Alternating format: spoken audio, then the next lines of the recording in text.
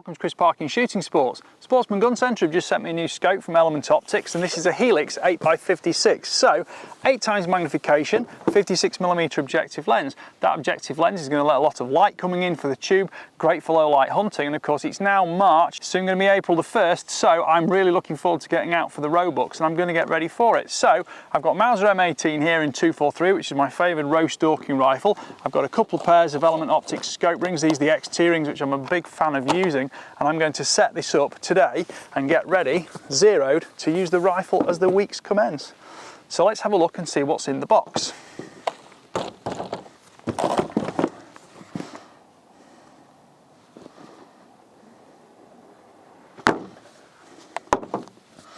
We have an Element Optics sticker, an Element Optics instruction manual. These are usually very detailed, and this reticle has got aim over marks to give it a more appropriate use for stalking, hunting distances. We take this out here. I've already had it out of that bag, and this is the scope itself. So it comes with elasticated or rubberized eye cup protectors like that, but it's also got fold up objective and ocular lens protectors as well, and I think I'll probably use those as a preference because that's going to give me the greatest ability to protect the lenses without risking losing anything. These are both pop-up, so I can flip them up like that. I'm just going to leave the rear one off for now because I've got fast focus eyepiece on the back here, and we've got regular finger adjustable dials to set windage and elevation underneath the turret caps. This is an illuminated scope, and I've got intermediate off positions with, having a look at this, 5 intensity settings on it, and that is going to get used. Let's get it set up. Magnification is 8 times its 30mm tubes, the objective lens size is 56mm and the exit pupil 7mm. Eye relief is 101.6mm. Field of view is 13.75 feet at 100 yards, which is 4.61 metres at 100 metres. The click value is quarter MOA and there are 15 minutes of angle per revolution. Overall travel elevation and windage is 80 minutes of angle, and parallax is fixed at 100 yards.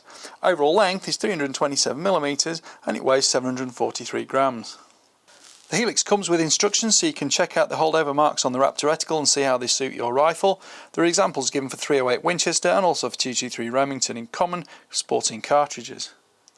The instruction manual does actually tell you the Helix needs to be zeroed to your rifle, which shouldn't come as too much of a surprise to most shooters. You can see the detailed instructions about how to set up the illumination system and fine-tuning your zero and boresighting it pretty much the way I did it. It's well worth noting that the dials can be slipped, so you can set it back to mark 0 when you've zeroed the rifle itself at either 100 yards or 100 metres, whichever is your preference really.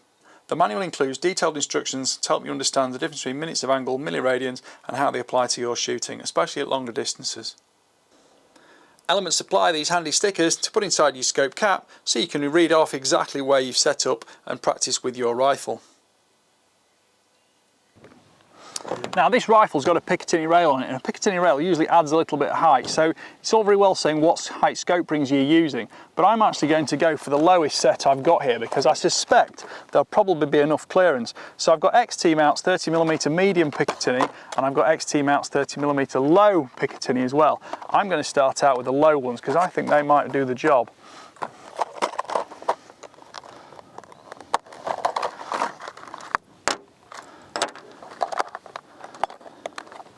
Now these have got T15 Torx fittings on them, and you get a T15 Torx wrench with the pack. I'm doing a bit of an unusual video today because I'm going to set this up and zero it out at the range on the farm. Just because it's a little bit quicker and easier, I'm going to swap over to my tools. I've got a Torx T15 Torx bit in here, and I can very quickly just spin those ring tops off there, because of course we do need to check the height and how well these are going to fit, because I might need to swap to the medium ones, we shall see.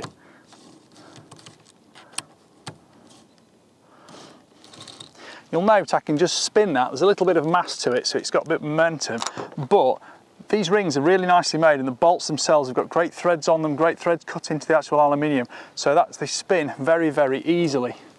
So pop that on there. Rings just need moving a little bit closer together, and I'm going to move the rear ring forwards. Done that up a little bit tighter than the torque wrench.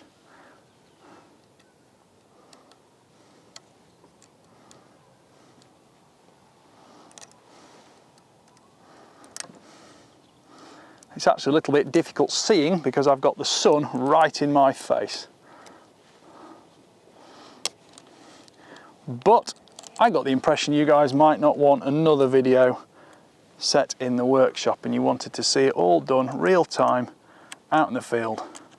Pop that one there just for starters.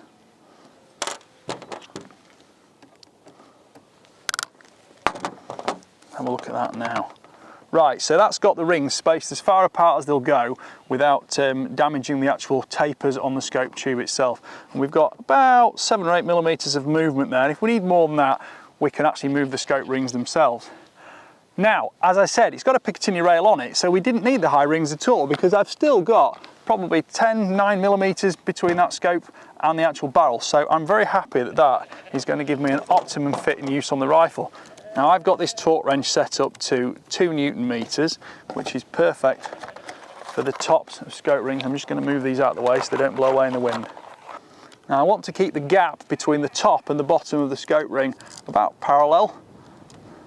And I'm not tightening anything down yet, I'm just spinning it into position, just so I'm just sort of fingertip tension on them, just so that I can move things around and nothing's going to bind.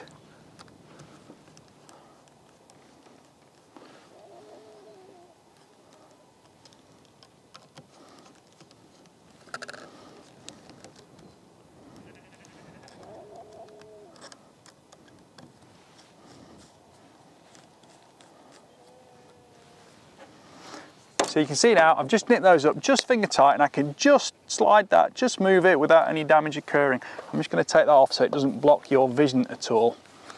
Right, so the rifle's all set up. I'm just going to take the bolt out now because I'm going to bore sight it. You can get all sorts of tools for bore sighting rifles, but the simple thing is, if you actually look through the bore, well, you've got 20, 22, 24 inches of extension there to actually align. And if you've got a nice big clear target with just one small aiming point in the center, you can line that up really easily. The first thing I always like to do when zeroing a new rifle, I come in a bit closer, make sure I've got a nice big clean target with a spot in the middle to bore sight on, and then I can make sure I can see any bullet impacts on the paper. There's no wastage of ammunition that way. So I've got the bipod, got my target, it's about 50 meters, doesn't really matter critically at this stage. Once I'm in that 5 centimeter circle at 40, 50 meters, it's going to be very close and I can then move back to the 100 meter zero distance. It's my preference. I've got a soft bag here, the bolt's out, so I can now sight through the bore in this bright sunny day and get that so that the red spot on my yellow target backer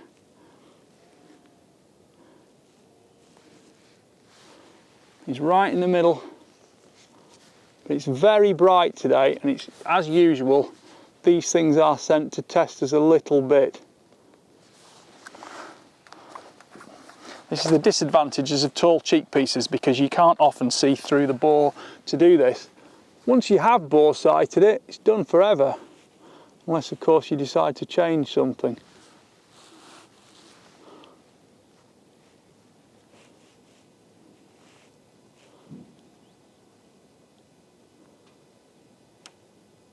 So my rifle is now perfectly aligned with the red spot in the middle of the yellow paper.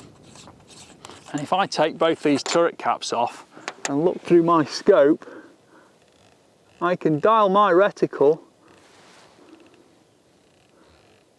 so that it's also aiming exactly at the red spot. And then I can take a shot.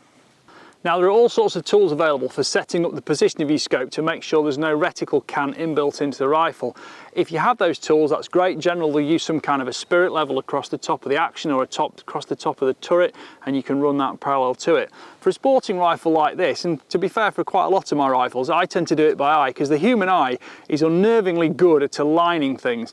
And the trick to doing it is if you're looking through the rifle scope and you've got the rifle set up nice and stationary, you can align the bottom crosshair with the bore, or for example if you've got a striker on the back of the bolt with a cocked action indicator, align it with that. But the other thing you can do is if you withdraw back from the gun you get a small exit pupil at the bottom of the scope, and that is even easier to align with the bottom of the reticle and make sure you've got it exactly as you want it. As I say, I prefer to align the 6 o'clock stage of the reticle with the bore. Some people might prefer to align it slightly skew-if because it's how they hold the rifle, and really that comes down a lot to personal choice. If you're not talking super long distance, dialing things like that, you won't really notice the criticality of it, because on a stalking rifle, a stalking scope, we're not talking major adjustability for long range shooting. It's more about getting a good zero comfortable to you, and if you prefer a different way to do it, that's one thing you'll learn to do yourself. This is my preferred way, and I use it on every rifle scope, on every rifle I use, but if you do have tools, please feel free to use them. And once you've got that scope set up in the reticle alignment you want with the correct rotation, you then just need to work diagonally on the rings to tension them and nip the scope in position. And as I say, my torque wrench is set up here to 2 Newton meters, because that is the recommended setting I use for this size of screw. It's a T15 Torx, and I can just go click, click, click, click, click, and I know they're all correctly rotated and tensioned.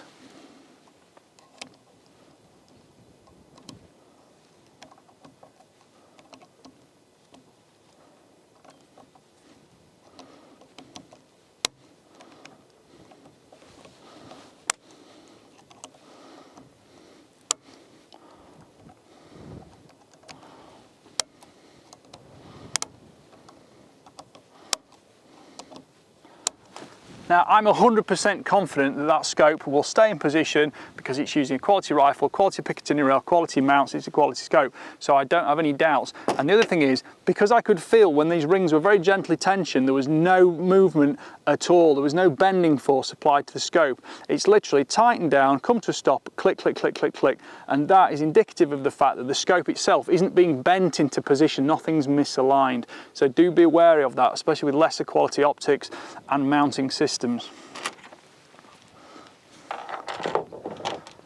So I'll check the Boresighting now. I've got a large piece of yellow paper with a red spot in the middle, it's about 50 meters away, and I've now got the perfect tool to sight down because I've got a 22-inch barrel or whatever it is here, and I've got that linear arrangement to get the alignment on that to make sure I'm pointing at that red spot in the middle of the target. I've got a sandbag underneath the back end of the rifle, gives me a nice stable position, and I can align that so that that little red spot is looking exactly through the center of the bore, and I then look through the scope, see if the reticle's pointing in the same place.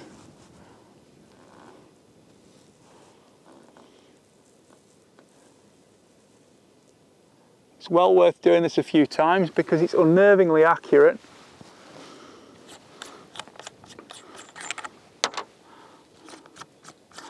And I'm confident that the red spot is now in the centre of the bore.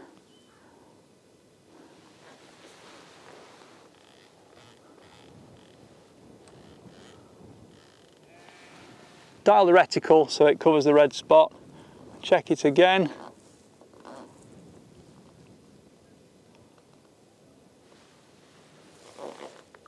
That looks about right. So let's take a shot and see how we get on with it.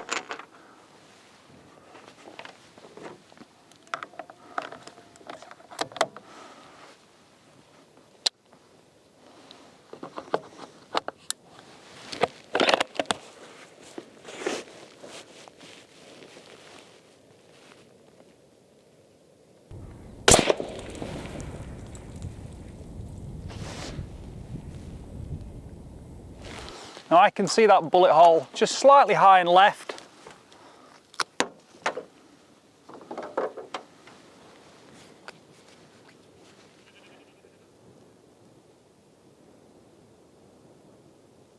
So now I can adjust according to the click values of the turrets. These are minute of angle turrets and I'm about 50 yards, so if 4 clicks move it an inch at 100 yards approximately, I would need 8 clicks to move it that inch at 50 yards because I've halved the distance, and the clicks are an angular value, not as necessarily a movement on target.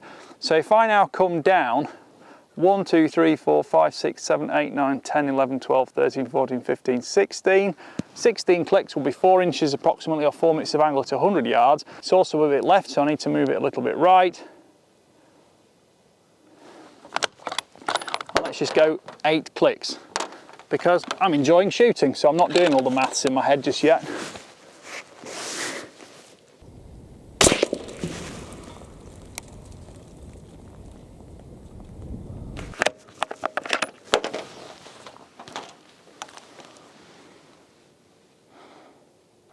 Looks like I'm just on the edge of the patch there.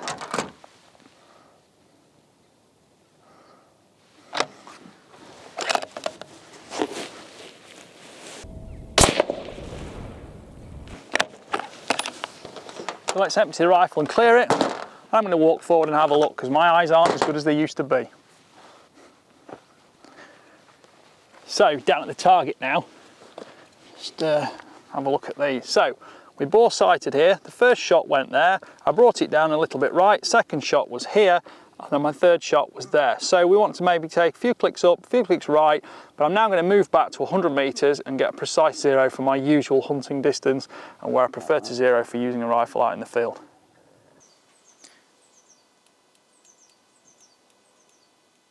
Clicks on the scope are pretty accurate. The tactile, you can feel them moving, and the tracking has been very good on target to make sure everything stays exactly where you want it to. If you want to take the caps off completely, Element also supply these go strings here which fit over the threads to make sure everything stays perfectly clean and usable, and you can then use them as a more external turret type, but low profile, good for hunting. The 56mm front end means you've got excellent light entry into the tube, so you get a really bright picture even in poor light. The flip-up eye caps are my preference, but you do also get the rubberized covers if you want to use the rubberized elasticated ones over the top instead. The tube's really nicely finished, there's no scratching, it doesn't pick up the dust off your skin. The threads have been very neatly cut with clean anodizing, so actually everything spins into place easily, and that's a good sign for the internal manufacturing standards of this Element scope as well. Fast focus at the back end has meant I've got a really clear reticle picture, and of course there are aim over marks in the reticle, so you can aim over it a little bit if you want, but of course a standard 8x56 scope is designed more for hunting and point and shoot rather than making long range shots with ballistic calculations. Element Optics also supply a sunshade with the scope. It's 3 inches long, 76mm, and that will of course stop some errant light transmission coming in through the scope.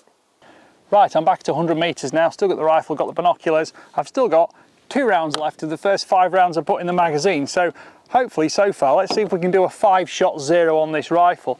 I'm back at 100 meters, so I've just added a few clicks on just to move the bullet impact just right a little bit, up a little bit, just so that now we should be very, very close.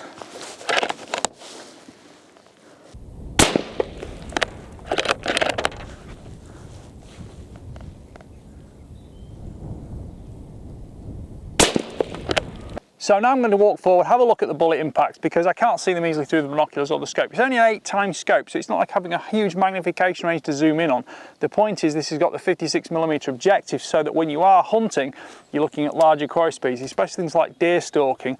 You might be looking at a roe deer 100, 150 meters in very poor light. So that large objective lens is allowing a lot of light to come in, come through the lens packages inside and transmit through to your eye. And again, it's a simple reticle. It's got a couple of holdover marks if you want to take slightly different shots, but that's something you need to practice and make sure you've got the actual holdovers correct for your cartridge caliber, etc. Right, let's walk forwards. So now forwards, we can see a factor that some people get a little bit confused by. So we initially zeroed at about 50 meters and we've gone back to 100 and we've got 2 bullets have struck high. Now the alignment left to right is virtually correct, but they're both high. And why are they high? Well, actually, when your bullet leaves your barrel, it's actually slightly pointing uphill effectively to meet up to the line of sight of your scope, which is often about 50-55 millimeters above the bore line. So now we've moved back a little bit, that bullet's had a chance to rise even further, because as I said, they're all diagonal, they're all angular measurements, or angular changes. So if we now look at these two here, we need to dial back down to when we're here.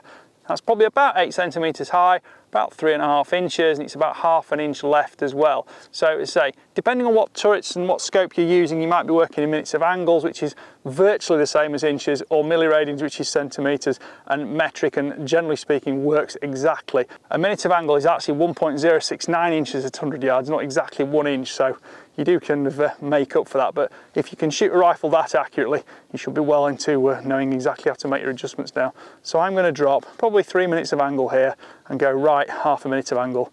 So that's 2 clicks right, 12 clicks down. So we need to go down 3 minutes of angle, about 3 inches. So that's 12 clicks.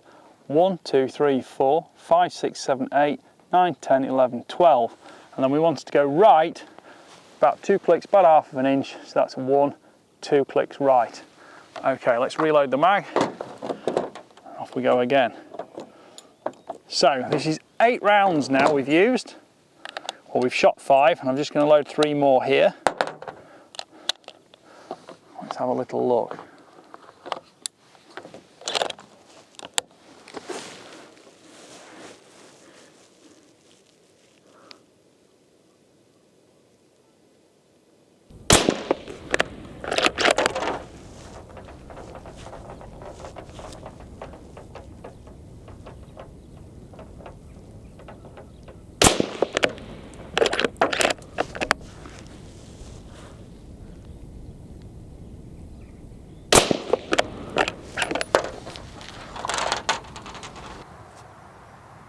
And I've adjusted a little bit too far.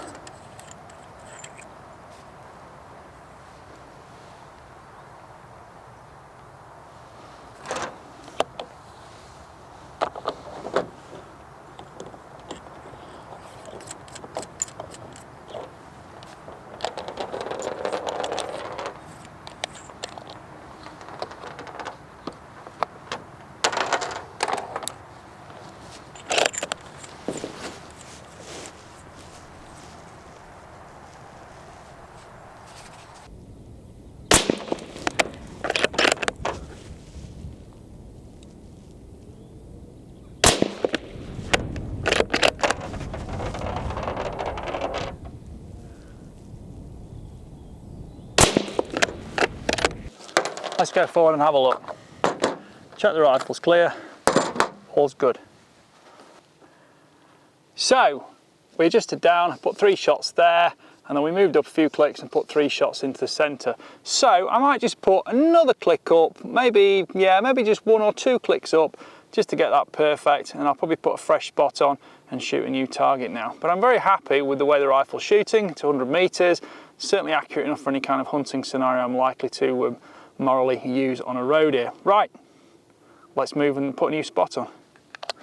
I don't see any point too much scrimping on ammunition when you're zeroing. Okay, you don't want to waste any, which is why it's good to have a large background around your target to make sure you can see where the bullets are going. But take your time, walk forward if necessary, don't make guesses, and you'll generally find you waste less ammunition actually getting it on target, and you can spend more time on your ammunition learning to shoot, practicing shooting, being happy with the rifle, being confident with your zero. And if you want to make those small 1-click increments, just to check it, walk back, let the rifle cool, take a 3-round group, and always go on a 3-round group rather than single shots.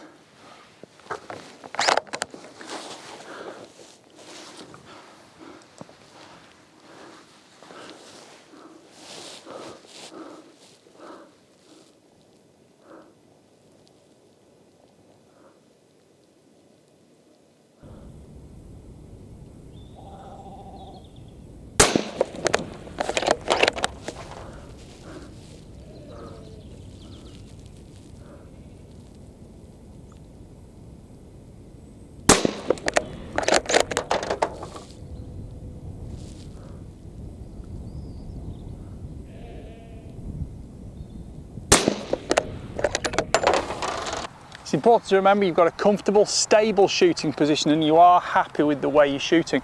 Make sure your scope mounts are tight, make sure your moderator's tight, make sure your rifle's tight in stock, and make sure you're operating the gun with correct ammunition, because there's nothing more infuriating than when you make a zero and then realise you go home and something wasn't actually correct at the time you were zeroing the rifle, because you then left guessing, was it right, was it wrong?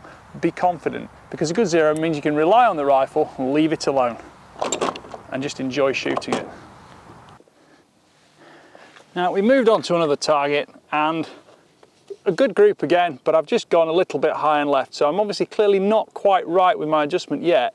But do bear in mind I'm using an 8 power scope, and at 8 power that reticle is almost blotting out that 50mm red circle. So do make sure you're using a target that's large enough so you can bisect it clearly and make sure you're not overwhelming things. Because if I move on to a deer size target, or the deer size quarry I'm going to be hunting, it's not going to be the same problem, but that little 50mm 2-inch dot is quite small to make sure I'm not covering with the reticle. So I am kind of second guessing my aim point a little bit, and I'm going to move on to the deer target now. So my last group went a tiny little bit left, tiny little bit high. I'm just going to make a slight correction for that. But I also think there's a wind blowing, and I'm in quite a sheltered position here, but as I walk backwards and forwards from the target, you do notice a lot more there's a strong wind. Now the grass is very short at the moment, so I can't see movement in the foliage, but do bear in mind, if there is strong wind, it can move your bullets around a little bit at even such a short distance, so just think about that. It won't be a lot, but it will be something.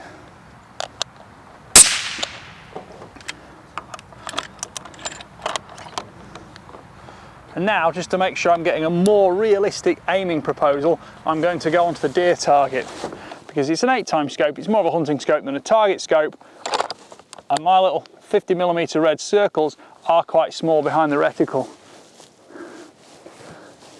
So I'll go for 3 chest shots first.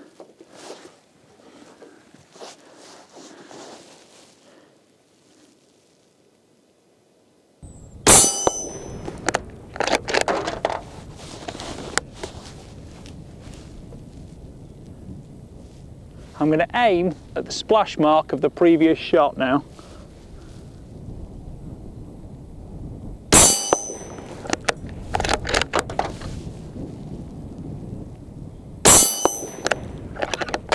That seems more than acceptable. And because I'm enjoying shooting, I'm going to put 3 shots in the head now.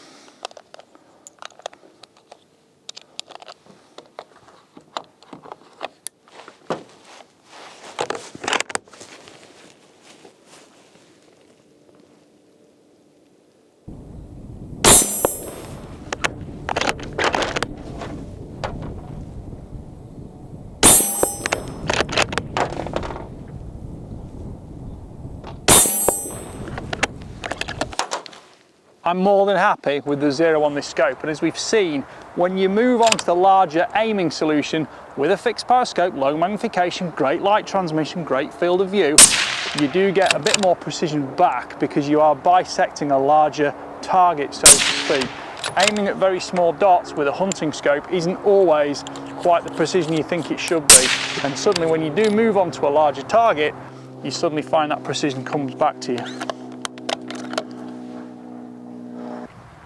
Now you'll probably set up the eye relief, i.e. the forwards and backwards of position of the scope, to suit your preferred shooting position, but in a hunting scenario, who knows what position you might need to shoot from. It could be sitting, kneeling, standing, using some kind of improvised barricade or obstacle to rest from, shooting from quad sticks, off the back of a vehicle even maybe if you're out foxing.